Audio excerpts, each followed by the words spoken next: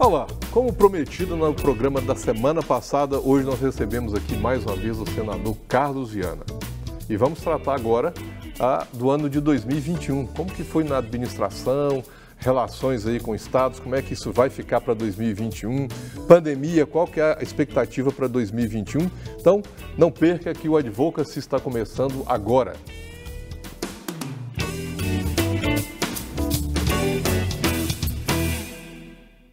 Senador, mais uma vez, muito obrigado por estar aqui conosco. Alegria minha, James. Prazer ter o senhor aqui conosco, uma honra. Uma satisfação grande. E vamos agora para as boas expectativas para 2021, né? Vamos começar da pandemia, senador? Vamos. Não, porque nós estamos encerrando aqui o ano e aí está essa conversa de vacina. Então a vacina é uma boa notícia. Eu acho que se falasse em vacina em junho, ninguém acreditaria, né? Sim. Então, isso é uma realidade, está aí já a vacina de alguns países.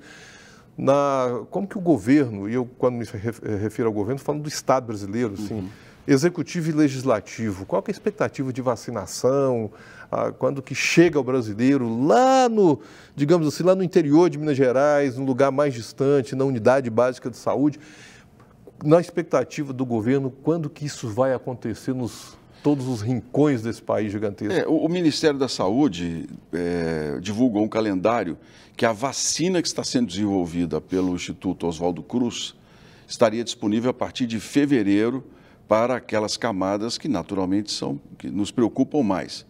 A questão da importação do Coronavac, que é a vacina chinesa pelo governo de São Paulo, uma disputa política também, como nós já conversamos, vai antecipar essa vacinação. Naturalmente, nós temos que aguardar, gente, a Anvisa. É ela quem vai nos dizer se a vacina é segura ou não é segura. Não é uma discussão ideológica, uma discussão política. Isso não interessa, isso não leva a gente a nada no Brasil. Aliás, leva, senador, porque atrapalha a população a entender realmente como as coisas devem ser, né? Mas nós já tivemos outros problemas de vacina no Brasil que estão muito ligados ao desconhecimento. Esse é um grande problema nosso. Desinformação. E a internet se tornou um canal muito interessante de participação, mas também, ao mesmo tempo, um canal que nos mostra como a desinformação leva as pessoas a um entendimento incorreto da situação.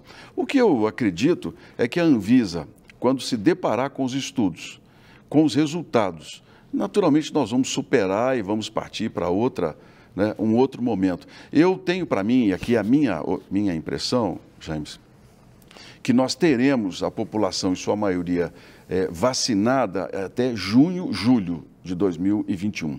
Toda a população? Não, é bem provável que a gente vá conseguir vacinar a metade nesse período, que é o suficiente, inclusive, para se pelo menos criar uma imunização e o fim da doença em boa parte. Não é? Assim você não vai ter mais, porque boa parte das pessoas também já teve, às vezes nem está sabendo que teve. Existe essa questão. Então, até lá, nós já teremos um ciclo diferente para a doença. Mas a imunização completa ao longo do ano de 2021. Imagine, nós somos 210 milhões, né? Crianças não serão vacinadas, não se trabalha com a vacina para aqueles que têm menos de 12 anos, né, em lugar nenhum do mundo. Então nós estamos falando aí em 160 milhões de pessoas, são 160 milhões de agulhas, são 160 milhões de doses, é algo muito desafiador, principalmente porque no Brasil, tudo aqui no Brasil está entre os 10 maiores do mundo, né? A questão ambiental brasileira está entre as 5 maiores do mundo, claro. Nós somos o 5º país do mundo em aqui tudo é grande, né? Tudo aqui é muito grande, né? E a gente sempre faz umas comparações, é o maior da América Latina. Claro que é. Compara o Brasil com outros países, não tem como a gente fugir dessa visão mundial sobre o nosso país, né?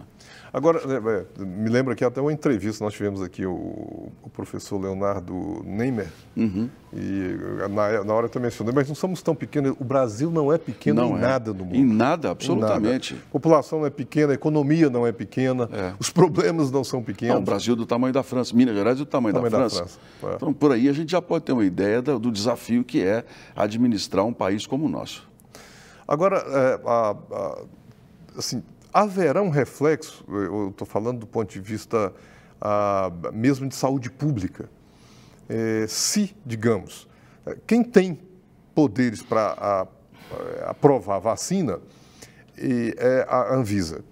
E quem organiza imunização no Brasil, historicamente e por competência, e aí eu falo competência nos dois sentidos mesmo, é o Ministério da Saúde.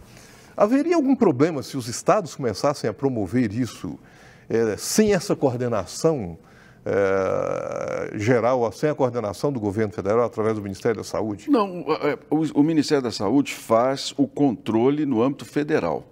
Quem executa são as unidades de saúde das prefeituras, dentro do âmbito dos municípios e dos estados, ou seja, há uma cooperação... Pois é, mas é uma ação coordenada pelo Ministério da Saúde. Né? Há um embate, inclusive, sobre a possibilidade que o governo federal chame para si toda a importação de vacinas e que isso seja distribuído de forma igualitária pelos estados.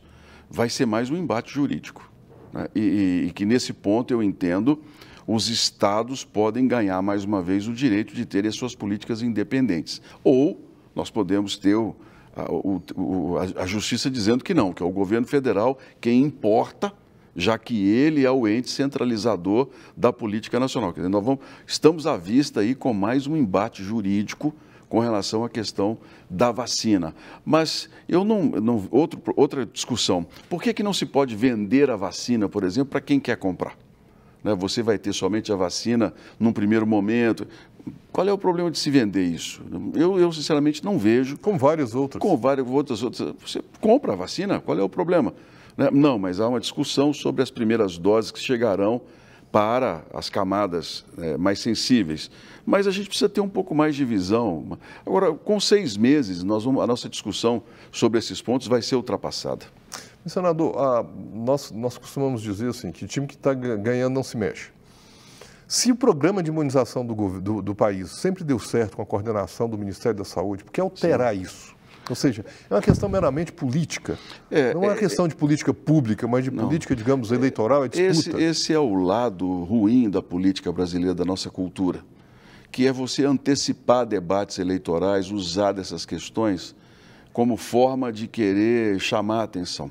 Foi o caso do ano passado, do Covid, com o embate do governador de São Paulo, né, querendo politizar isso, trazer a discussão de 2022 à presidência, criar um governo paralelo, quer dizer, uma ação que prejudicou, inclusive, a imagem dele, nós já comentamos aqui, prejudicou a popularidade dele. A do próprio governo federal, que não teve a sensibilidade de sentar-se para discutir uma política única, né, as nossas barreiras todas, coordenar tudo. Nós precisamos aprender com isso. Sabe? O Brasil precisa aprender com esses momentos. A política é muito importante, mas a política tem que ter o espaço dela, o momento dela. Quando passa a eleição, o país tem que começar a tomar decisões, e decisões que tem que ter diálogo e unificação para que a gente possa avançar e conseguir resolver as nossas questões. Nós temos uma cultura tão curiosa que agora nós brasileiros comuns, estamos discutindo nas redes sociais, estamos para decidir, ainda não decidimos, se vai ser obrigatória a vacina ou não. Eu estou aqui fazendo um pouco de ironia com a forma como o brasileiro lida com isso, né? Porque parece que o tribunal é a rede social. E os juízes somos nós. E defende, e aí se o presidente fala alguma coisa, o outro grupo fala o contrário e vice-versa. Toda opinião é um especialista, né? Nós ainda temos essa questão. Economia, política e futebol. Nós não tivemos, na época do Fernando Henrique Cardoso, a vacinação contra a gripe e a notícia de que isso viria para matar os idosos, que queria acabar com a Previdência. Olha, muita gente... Eu tive isso em casa, essa notícia. Então, você vê a desinformação, né? Esse que é o grande problema nosso no Brasil hoje, desinformar. Porque se as pessoas tiverem consciência clara dos desafios, da dimensão que é essa questão, nós evitaríamos muito problema e muitas discussões que não levam a gente a nada. Olha, nós temos questões muito mais graves para discutir. Quer um exemplo? A questão das escolas. Vamos falar aqui claramente, James. 40% dos nossos adolescentes em grandes centros abandonam a escola com 16 anos. Em Minas, isso é 32%. Vão para os sinais vender pano de prato, vão vender bala. Brasileiros que vão perder grandes oportunidades na vida porque não tiveram estudo. A nossa discussão, e é um negócio tão interessante que aí a gente... detalhe que não compromete só o futuro dele próprio, é o dele, o da família toda e do país. Porque você perde talento, né? Você não tem uma educação que desenvolva talento. Você quer ver, vamos votar o Fundeb agora. Uma pressão absurda por um fundo que é importante, Mas nós permitimos, e eu tentei de toda maneira discutir e não conseguimos, escrever na Constituição, por exemplo, que você tem que gastar 70% do dinheiro do Fundeb com mão de obra. Está escrito na Constituição. Sabe o que é isso? Todo e qualquer programa que você for fazer de otimização, de valorização do professor por produção, para ganhar mais, não pode. Você está lá, é um lobby absurdo de sindicato e uma visão errada sobre a educação. Então, a gente joga muito dinheiro, a gente investe muito em educação, mas a gente não tem o resultado. Eu considero isso hoje um desafio tão grave quanto a Covid. A Covid já tem vacina, 6 meses nós vamos resolver. Mas e a vacina contra a má formação do ensino, a ignorância? Essa a gente não consegue vencer. E o parlamento precisa discutir isso com mais amplitude. A gente precisa começar a pensar assim, qual é o Brasil que nós queremos daqui a 10 anos? Qual é a pátria que nós queremos daqui a 10 anos? 10 anos passam rápido. Senador, nós estamos chegando aqui no finzinho desse bloco, mas acho que uma coisa também importante para dizer, ainda sobre pandemia para 2021, eu acho que houve uma liberação grande de recursos. Sim. Né? Teve até crítica que o governo federal liberou dinheiro demais, ou seja, isso é algo que poderia ter sido aplicado. O Sistema Único de Saúde do Brasil é o melhor dos existentes. É bom. Muito bom. Pode criticar o tanto, mas ele funciona. Funciona. Ele é universal, ele abrange a população toda. E se o rico quiser ir lá, vai ser atendido como qualquer outra pessoa. Por que não ter investido, já que tinha esse recurso e preparado, para continuar atendendo a população em 2021, fora Covid? Nós teríamos UPAs mais estruturadas, outros profissionais, as filas de espera e especialistas com maior quantidade para também... Você sabe qual é o grande problema do SUS, James? O problema do SUS é que nós não sabemos claramente como nós gastamos esse dinheiro. Eu vou dar um exemplo. Eu visitei Taiwan, que é a ilha chinesa democrática, né? Taiwan tem um SUS muito próximo do nosso, são 22 milhões de moradores.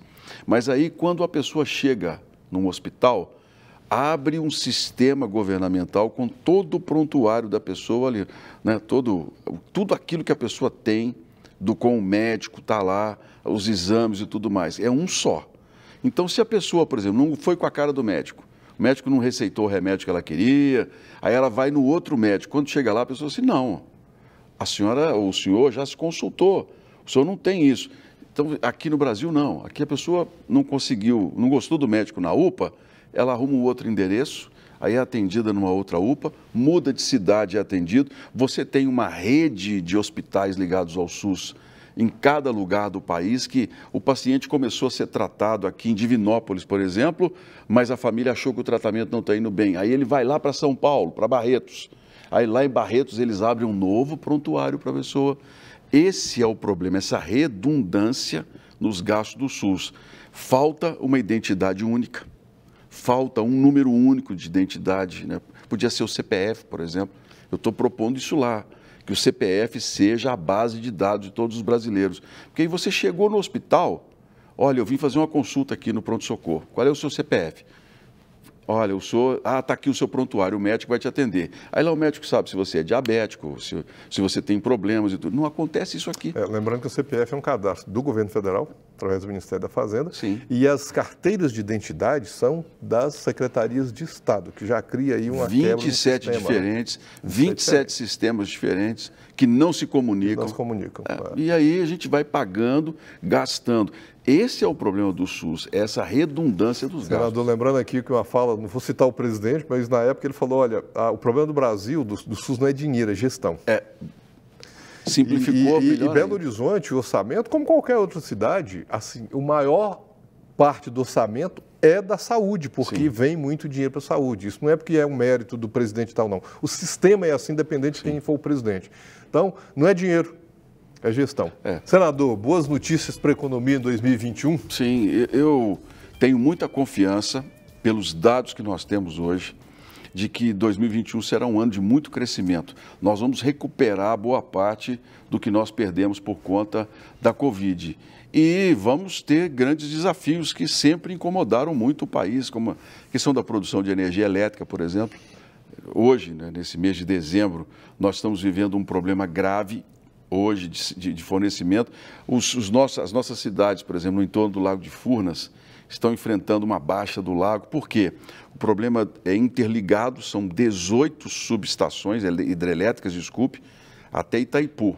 Itaipu está com um lago muito baixo. É um sistema, né? É um sistema. Coordenado pelo operador. E o operador nacional do sistema. Sim. Então, Itaipu, como é binacional, o Paraguai está com a economia em franco crescimento. Então, o Paraguai está demandando energia contratual. E o resultado é que nós estamos tendo que sacrificar todo o sistema nacional. Faltou planejamento lá atrás, um planejamento mais elaborado, daquilo que nós conversamos hoje. A gente precisa pensar o país que nós queremos. Qual é o Brasil que nós queremos daqui a 15 anos, 20 anos? A gente tem que ter metas para isso. No caso da economia, nós estamos num momento muito favorável. Com o dólar mais alto, esse dólar ajuda muito na exportação, reduz a despesa de brasileiros fora, reduz as importações e torna a própria dívida brasileira mais fácil de ser trabalhada. Porque cada título em dólar que você emite lá fora, você ganha 5. E você renova um que você pagou 2,50. Isso vai fazer com que a gente possa ter fôlego. Eu estou muito otimista de que... Outra coisa, a questão do teto de gastos, que é uma obrigação brasileira, que é lei em nosso país. O governo tomou a decisão de, apesar de toda a questão da pandemia, manter o teto de gastos fora da questão da calamidade, que são duas coisas diferentes, e isso dá credibilidade ao país. Então, em termos de movimentação econômica, nós estamos muito sólidos. O Brasil hoje, ninguém fora tem qualquer dúvida de que nós vamos superar muito bem essa pandemia. Pois é, senador. Tá, mas e do ponto de vista interno, por exemplo? Eu me lembro quando estava discutindo a reforma trabalhista e o ministro era o Meirelles. Sim. E nós tivemos a oportunidade de uma conversa com ele, né, enquanto programa, e perguntamos ao ministro qual que é a sua expectativa de que isso volte que isso destrave a economia, a reforma da trabalhista. Porque o Brasil sempre tem na pauta 3 reformas: Previdência, trabalhista e tributária. Previdência faz um pouquinho aqui, um pouquinho ali, teve uma mais robusta. A trabalhista teve uma mais robusta em 2017, se não me falha a memória. Funcionou muito bem, diga de passagem. E a tributária que ninguém consegue avançar, porque é muita coisa discutida. Vai avançar. Não, eu estou falando até hoje. Até hoje lentamente, não se conseguiu. mas vai avançar o ano que vem. Assim, ajustes aqui e tal. Mas eu estou falando dessas 3 porque a trabalhista em 2017, o ministro falou, olha, nós vamos ter os primeiros sinais de ganhos dessa reforma em 10 anos. Eu falei, mas não é um longo tempo. Quando nós pensamos hoje na economia e um grande número de desempregados, 2021, as relações mudaram com a reforma trabalhista. Então, não é tanto o emprego, mas a ocupação e a renda. Então, nessa linha, e considerando uma reforma que também, independente de pandemia, já tinha alterado as relações trabalhistas, 2021, nós vamos ter uma maior geração não de empregos, mas de ocupação e renda, quer dizer, que é o que o brasileiro precisa. Você fez uma separação muito interessante. O emprego e o desemprego são os índices que mais demoram a melhorar ou a piorar. Por quê? Demitir no Brasil é muito caro. Então, as empresas, os empresários, eles esperam até o último momento, na expectativa de uma melhora, para não ter que demitir e ter os gastos todos, porque é um desgaste. Sim. Aí a taxa de desemprego aumenta de uma maneira impressionante, muito rápido. Por quê? O empresariado esperou e dali para frente não teve jeito. A mesma coisa o emprego. Contratar no Brasil também é complicado. Treinamento de mão de obra, né? Você otimizar os sistemas. Então, as empresas... Nem sempre é uma provisão para mandar embora e aí ter que poder recontratar na sequência. Tem isso. Então, as empresas brasileiras, elas vão até o final do índice de produtividade. Porque quando ele chega no limite, aí elas começam a contratar. Então, são 2 índices que demoram muito a terem os seus resultados apreciados. Agora, o emprego e renda, não. A ocupação é diferente. Porque à medida que você vai gerando dentro do país uma renda do agronegócio, por exemplo, que o dinheiro começa a circular, você tem o prestador de serviço, que não é um empregado formal, você tem o comércio informal, que também é beneficiado, você tem determinadas atividades que consomem e que são mantidas, os pedreiros, os pintores, as pequenas reformas. Eu tenho certeza, e vou falar para você, essa mão de obra nunca teve tanto trabalho como teve durante a pandemia. Por quê? A pessoa dentro de casa, Aí a pessoa olha a parede e fala assim, gente, essa parede está muito suja, eu vou mandar pintar essa parede. Olha, esse armário aqui a gente está precisando otimizar, porque foram os divórcios, infelizmente, e as reformas. Porque a gente sai de casa cedo e volta de noite. Às vezes aí não tem tempo de ficar observando. Mas com você dentro de casa... Não vê coisas em casa para resolver, né? O marido tem que olhar para a mulher, um tem que olhar para o outro. Nem para brigar também. Nem para brigar. Um tem que olhar para o outro e falar assim, olha, né? Estou casado e gosto de você. Então, meu Deus, não estou aguentando esse sujeito. Aquela coisa. A pandemia trouxe isso. Quer dizer, nem vi a parede suja. Um choque, nem a parede suja. Falar, vamos melhorar isso. Então, a mão de obra teve muito trabalho nesse período, né? Lavagem de sofás, são ocupações, cortinas. Então, a economia é muito dinâmica. Pois é, mas a crítica que se fez, é por isso que eu estou te perguntando, assim, para 2021, há uma expectativa, aliás, há uma perspectiva de aumento da ocupação, porque uma crítica que se faz é, essa mão de obra que hoje não é mais seletista, ela fica socialmente, do ponto de vista da segurança, da saúde, da segurança social, fragilizada, porque ela não tem os direitos trabalhistas. Lá do outro, aumentou a demanda pela mão de obra não seletista. E aí cria empresa, microempresa, MEI e por aí, e começa a prestar serviço às mais variadas formas, né? Então, assim, vai ter um aumento disso, que mesmo que não retome o emprego, eu acredito que mesmo que volte ao direito de trabalho como era antes, o emprego também não volta mais. Mas vai haver um aumento disso? O emprego, ele vai diminuindo a cada década. O trabalho, não. Sim. Você já imaginou o Brasil de pandemia com o trabalho remoto sem uma reforma da Previdência? Porque antes, uma pessoa, por exemplo, que trabalhava com um computador da empresa em casa, a Justiça do Trabalho mandava pagar hora extra. Ele ficou à disposição da empresa. Isso é um absurdo. Isso é algo que está se rediscutindo. Isso é um absurdo. Porque... Você, quando assume um cargo, uma função, você não tem consciência daquilo que você está assumindo. Então, se a empresa precisa que você leve um computador, possa responder, significa que você tem que receber aquilo tudo em horas extras. É uma visão de serviço público que não cabe mais no país. Hoje, a gente precisa ter uma relação contratual muito clara. Então, você pega os mais jovens, por exemplo, aqueles que vão trabalhar em tecnologia da informação. Por que eles têm que ter uma carteira assinada para trabalhar? Não querem. Não querem. Então, os empregos estão diminuindo. O trabalho não. Ele está tendo novas formas de relacionamento. Agora, existem categorias, e eu aqui, por exemplo, o modelo alemão é o modelo que eu entendo mais maduro. Você tem, por exemplo, os metalúrgicos, que são pessoas que vão trabalhar em fábricas com robôs e tudo mais. São categorias que têm que ter, de fato, algum tipo de proteção maior. Você tem que ter isso na legislação brasileira. Categorias que têm risco, aquelas que trabalham sob condições, né, manutenção de redes elétricas, por exemplo. Você tem categorias que tem que ter... de saúde. Tem pessoal da saúde. Então, você não pode virar e falar assim, a partir de agora é todo mundo no contrato, cada um se vire. Não. A legislação tem que dar às empresas a capacidade de escolher e se resguardar, você ter uma segurança jurídica em relação a isso. Então, esse crescimento da economia em 2021 vai trazer giro de dinheiro e, principalmente, mais ocupação e renda para as pessoas. Eu tenho confiança nisso. Também teve um caso, né, senador? Porque, assim, acho que algumas categorias são mais frágeis, né? Mas aquelas que têm uma qualificação maior não têm buscado não ter carteira assinada. Porque, além da facilidade de eu trabalho de onde eu quero, de onde eu posso... Para quem eu quero? Eu trabalho para quem eu quero e para mais de um. Então, uma produção, por exemplo, às vezes até de textos. Porque se eu fico ali trabalho só para o senador Carlos Viana, se eu posso trabalhar para o Viana e para o James, cada um num dado momento, eu presto serviço para os dois, enfim, eu tenho uma mobilidade, uma liberdade maior, quer dizer, tem ganhos nisso, não é só perdas como fazem muitas vezes querer parecer. A preocupação, James, eu sempre tenho falado, a preocupação é, por exemplo, dar às pessoas a capacidade de gerar a própria riqueza. Do que eu estou falando? Eu estou falando de ensino público, de qualidade para que todos possam gerar a sua riqueza. Hoje nós temos no ensino médio nada de ensinamento. Uma pessoa que termina o ensino médio hoje, ela é especialista em quê? Em nada. Por que é que nós não podemos efetivamente, como determina inclusive a nossa lei educacional no país, de diretrizes da educação, Por que nós não podemos ter cursos para formação de mão de obra no ensino médio, seja em tecnologia da informação, em robótica, em manutenção elétrica, fotovoltaica? Nós precisamos começar a pensar, porque a pessoa, qual que é a diferença de um país rico?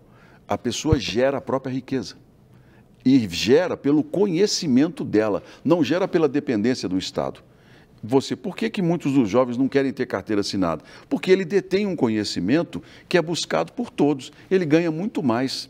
Hoje, quem trabalha bem com a internet, por exemplo, conheço pessoas que trabalham produzindo ração para peixe, que é um conhecimento. Ele produz aquilo, na internet ele vende aquilo para o Brasil todo. Por quê? A internet abriu um canal. Ele não quer. Fala com ele assim, não, vem trabalhar aqui na minha empresa de carteira assinada. Não vai. Um jovem que é especialista numa startup, por exemplo, que quer trabalhar num grande programa. Agora, nós precisamos fazer com que os nossos jovens, os nossos adolescentes, tenham esse conhecimento. Porque o que acontece é que eles saem da escola e vão continuar dependendo da economia. Porque se a economia está bem, o desemprego cai. Mas se a economia vai mal, quem primeiro perde o emprego é aquele que não tem a formação adequada. É esse o desafio. Acho que nós precisamos dessa clareza, sabe, senador, que eu sempre digo, olha, emprego se perde, a sua profissão não, a sua qualificação você mantém. Se eu não tenho emprego com ela aqui, eu desenvolvo de alguma forma. Eu tenho um grupo de amigos que eles vendem e compram máquinas agrícolas no Brasil inteiro. Uhum. E eu perguntei para eles, você trabalha numa loja? Não.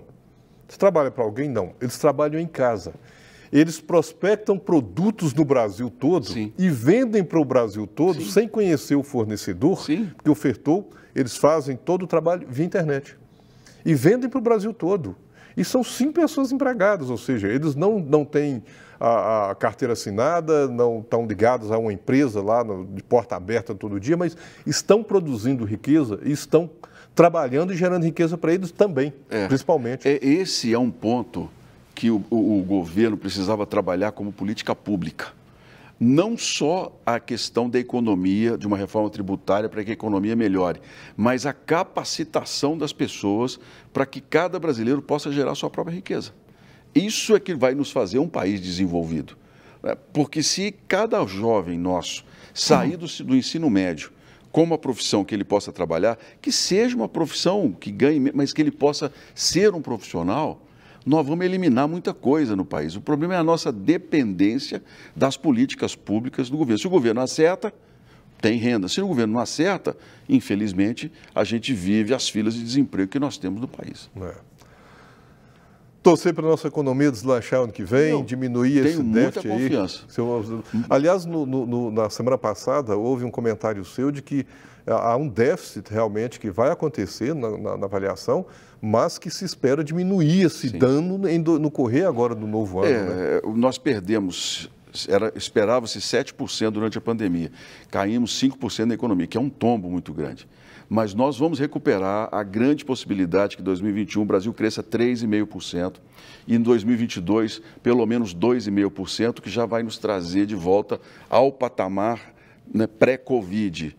A economia brasileira é muito dinâmica, é uma economia que tem capacidade de... E se nós fizermos as reformas, se nós entregarmos à sociedade a valorização de quem gera emprego, de quem gera renda, facilitar a vida dessas pessoas, aí eu vejo o futuro com muita confiança, James, porque nós temos aprendido. O Brasil está aprendendo com aquilo que nós vivenciamos. Né? E eu espero logo, com toda sinceridade, que a gente supere essa fase de debate ideológico e de debate político que não nos leva a nada. Né? Nós estamos precisando discutir o seguinte, qual é a pergunta? Que Brasil queremos? Que Brasil queremos para daqui a 10 anos? Que Brasil que eu quero deixar para os meus netos? Porque me entristece muito fazer uma palestra numa escola de ensino médio e perguntar quem aqui iria embora do Brasil se pudesse. Todo mundo levanta a mão. Todo mundo. Sabe o que é isso? Nós estamos errando. Nós não estamos fazendo com que os nossos jovens tenham confiança no futuro e no Brasil. Então é o nosso desafio trabalhar isso dentro da economia. Senador, nesse finalzinho aqui de programa e nesse finalzinho de ano também, vamos falar de política. Como é que o senhor viu aí esse novo cenário? E é interessante dizer que tivemos aí algumas perdas consideráveis assim, no cenário político nos últimos anos. Alterou um pouco esse cenário, né? Assim, parece que o eleitor veio meio mais para uma posição mais menos radical, digamos assim, sim, mais equilibrada, mais ponderada. E os novos prefeitos, como é que o senhor está vendo isso aí no Brasil, mas sobretudo em Minas Gerais? Que cenário novo é esse? O eleitor brasileiro deu um recado muito interessante. Ele não quer extremos. Ele não quer nem a esquerda nem a direita. Agora, não existe mais centro no Brasil praticamente, né? Hoje você tem uma direita que tem 80% dos votos. Só que essa direita, ela está buscando um equilíbrio. Foi isso que as urnas nos disseram. O meu partido, por exemplo, o PSD, sou presidente estadual, nós subimos para 78 prefeituras. Né? A eleição do prefeito Calil em Belo Horizonte, por mais que seja contestado na questão do comércio, mas foi uma vitória muito expressiva. Sim. Né? O prefeito, ele ganhou num primeiro turno. Como nunca se viu na capital. Nunca se viu na capital, ou seja, ele acertou. Porque se ele não tivesse acertado, ele não teria sido eleito, ainda que existam críticas em relação a isso. E no país, nós tivemos, por exemplo, os candidatos, até muitos deles de direita extrema, que não foram eleitos, aqueles, vamos dizer assim, as pautas mais polêmicas, radicais, de costumes, e os da esquerda também. O PT praticamente dissolveu.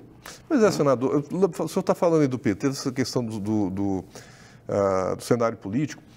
Assim, o que me parece, sem nenhuma apologia, evidentemente, mas assim, o Lula, quando estava preso, parece que ele era maior, quer dizer, ele conseguiu influenciar mais politicamente, e eu me lembro aqui da campanha até do presidente Jair Bolsonaro, que foi com o Haddad para o final, quer dizer, ele conseguiu emplacar o Haddad para ir para o segundo turno, estando preso. E há poucos meses da campanha, o Haddad deu um pulo e caiu lá no segundo turno. Sim. Quer dizer, hoje, o Lula rodando por aí, lógico, as restrições, eu volto a dizer, isso aqui não é nenhuma apologia, não. Claro. Mas assim, ele influenciou menos o cenário. Ou o senhor tem uma visão diferente disso? Você tocou num ponto interessante. Nem Lula, nem Bolsonaro entraram para valer na campanha. Nenhum dos dois. Bom, isso é um fator. O PT não entrou definitivo, porque o PT não apoiou a esquerda para valer. Lula não apoiou o candidato, por exemplo, do PT em São Paulo. Não apoiou. Não veio a público claramente dizer isso. A mesma coisa Bolsonaro. Ele teve ações em São Paulo e no Rio, a pedido de um partido, mas no restante do país não houve nenhuma movimentação. O presidente não foi ostensivo? Não foi. Eu quero dizer... E essa história de que ele é o grande derrotado, eu não concordo com isso. Eu entendo que ele ainda é o principal player para 2022. O que Bolsonaro precisa fazer é definir um partido, uma linha política para ele, trazer de volta e poder mostrar à população o que vai melhorar no país ou não. Porque essa vai ser a pergunta em 2022. Pois e essa falta de sigla, não é, de estar na legenda, também não é uma... bom, isso também às vezes é estratégia, mas isso não é uma perda de imagem para o próprio presidente? Quando você fala assim, qual que é o seu partido? Ele não precisaria de tomar uma decisão para ter um ganho? Não, ele vai continuar com o discurso da não política. Porque se você observar bem, o eleitor continua muito irritado com os políticos, e não é para menos. Né? A política decepcionou muito esses últimos anos. O que as pessoas querem da política, querem do presidente, são soluções. A pessoa não quer mais. Prefeitos, por exemplo, que foram reeleitos, eles são prefeitos que venceram a pandemia e souberam administrar minimamente bem. As trocas aconteceram onde, infelizmente, os prefeitos eles não foram bem-sucedidos em relação à administração pública. Então, o eleitor brasileiro ele está mais insatisfeito, mas mais maduro. Há um ponto que eu concordo com o ministro Barroso, que presidiu o TRE, apesar de toda a atrapalhada nos atrasos, aquela coisa. Nós estamos caminhando para um voto compulsório. Um voto voluntário. Isso vai acabar acontecendo. As pessoas irão... O compulsório nós já temos, é obrigatório. O obrigatório. A gente vai caminhar para um momento em que a pessoa vai poder votar se quer ou não. Como no sistema americano, por exemplo. Nós vamos amadurecer para isso. Eu tenho confiança de que o eleitor hoje, como nós não temos mais aquelas fortunas para campanhas eleitorais, foi o eleitor quem procurou saber quem eram os candidatos. É assim que as coisas têm que funcionar. O eleitor tem que entender quem é e por que ele está oferecendo para poder tomar uma decisão. Mencionei aqui rapidamente o sistema americano, em que o voto é voluntário. Aliás, até pegando esse gancho, que isso é importante a gente falar. O Quasque do Brasil criou aí uma disputa de final de campeonato entre Trump e Biden, como se isso a gente conhecesse e tivesse um reflexo direto aqui. E isso muito na linha do que quem apoia o Bolsonaro apoia e torce pelo Trump. E não é verdade. Né? Ganhou o Biden. E aí tem uma disputa lá, mas enfim, o Biden é o presidente e deve assumir. Sim. Como é que fica a relação, na sua visão, enquanto senador, e do Brasil? O Brasil ganha, perde. Como é que fica esse cenário político internacional e a posição do Brasil, que era muito mais alinhada com o Trump do que com o Biden? Ô, James, eu cobri 2 eleições americanas como jornalista. A primeira eleição do Obama e a eleição do Trump. E se há uma informação errada que os meus colegas brasileiros da imprensa divulgaram, é que o Biden é de esquerda. Não, lá não tem esquerda. Isso é a maior desinformação que existe esquerda, né? Na face da Terra. Agora, com relação ao Brasil, o Biden não é a pessoa mais importante do mundo. O Biden é o presidente de uma nação que tem uma força militar muito grande, mas que cada vez se vê mais restringido a usá-la. A força militar americana é cada vez mais um peso orçamentário do que propriamente algum tipo de vantagem. Porque eles estão indo para o Oriente Médio tem buscado a paz. Estão no Oriente e, da mesma forma, tem se buscado a paz. Então, para eles, começou a ficar um peso. Eles começaram a ter que gastar demais com o que eles não podem usar. O que eles sabem usar bem, e nós no Brasil não conseguimos ainda, é usar a questão militar como geração de patente e pesquisa. O Brasil desenvolve um caça. Não é? Mas isso é desnecessário. Não.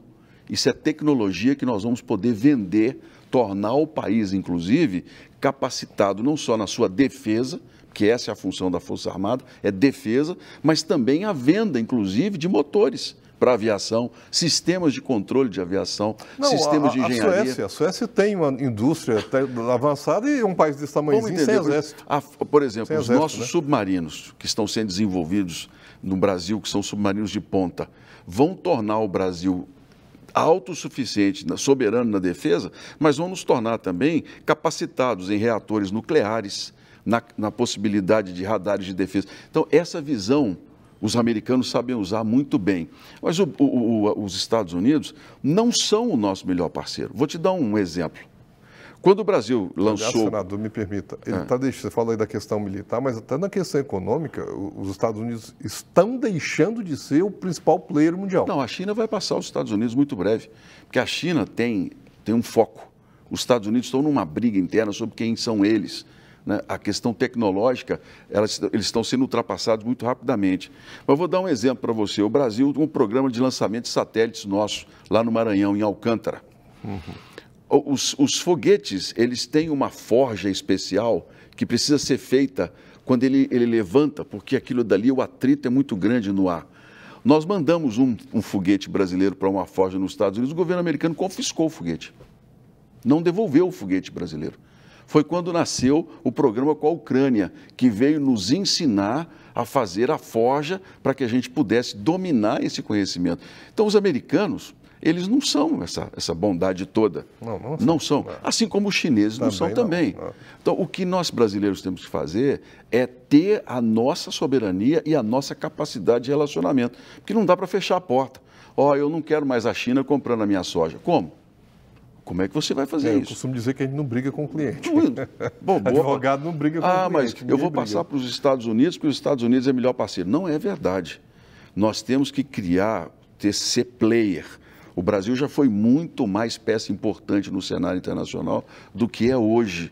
Né? Isso é outro ponto que nós precisamos começar a pensar, a retomar. Então, Biden, ele assumindo lá nos Estados Unidos, ele vai ter que buscar parceiros. E a aproximação com o Brasil, ela é mais do que obrigatória. Na América Latina não tem como. Então, mais cedo ou mais tarde, nós ainda vamos ver, quem sabe ele visitar aqui a América Latina e visitar o Brasil.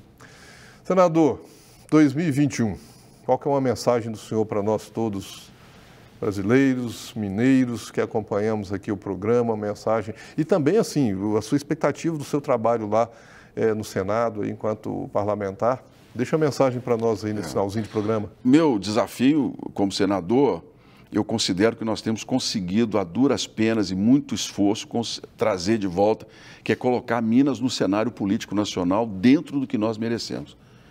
Minas Gerais ficou muito abandonada nesses últimos anos, especialmente em Senado, pela forma como nós nos representamos. Né?